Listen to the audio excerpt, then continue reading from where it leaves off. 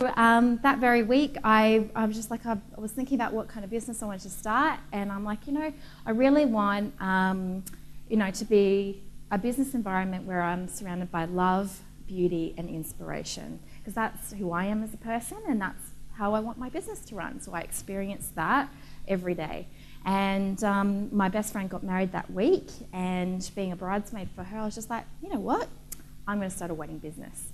And that's literally how I started, and I thought, you know what, I really love fashion, but I'm going to do this just for a little bit of a break in between my fashion, and after a year I'll sell it.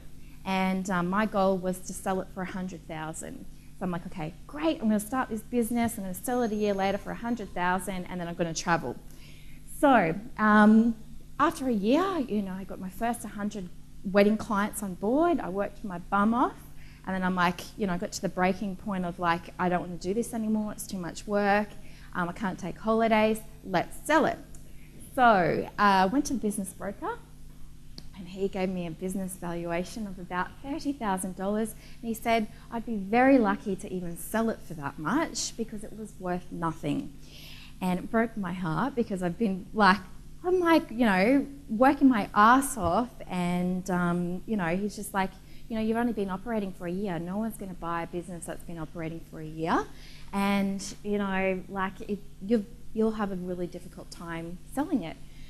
So this was only 2 years ago, so in August 2009, and literally now my company has a valuation of about $300,000.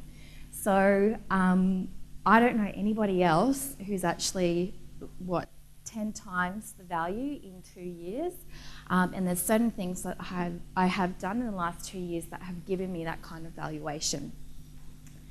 So I've done all of this, by the way. I didn't have any business experience beforehand, and I had no formal training. I haven't gone to uni, I haven't gone to TAFE. I literally don't have I don't have parents who run their own businesses. I don't even have friends. When I did all of this, I didn't even have friends in my immediate circle. Everyone was just like, why would you get into a wedding business? Everyone's getting divorced. That was the response. And if anyone who knows the rates for the wedding rates right now, they're on a 10-year high. And it's because people are getting married for the second or third time. So it is one of the industries right now in a recession that's doing really well. Because people are getting remarried. So basically what I want to share with you, my main, how I have achieved this success is literally through franchising. When I originally got the first valuation of $30,000, I'm like, well, you know what? I don't care what you say because that's not my goal, and I want I want a life where I can travel. I don't want to be, stuck and limited by my business. I really want to start earning some money without me physically being there, so some passive income.